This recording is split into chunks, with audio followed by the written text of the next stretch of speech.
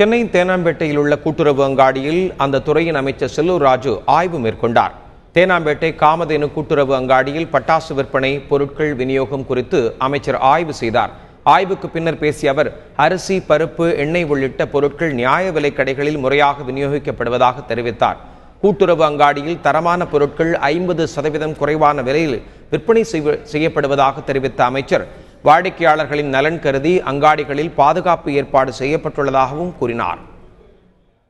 இந்த தரமான பட்டாசுகள் குறைந்த விலையில் தரமான பொருட்களை மக்களுக்கு கொடுக்க வேண்டும்.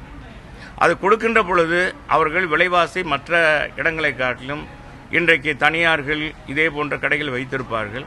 அவர்களிடத்தில் இருக்கிற விற்பனையை காட்டிலும் கூட்டுறவு கடைகளில் இன்றைக்கு விற்கப்படுகிற அந்த வெடிப்பொருட்கள் இன்றைக்கு ஏறத்தாழ 50% நீங்கள் பார்த்து கொள்ளலாம். 50% இன்றைக்கு குறைவாக இன்றைக்கு நம்ம கூட்டுறவு கடைகளில் கிடைக்கிறது.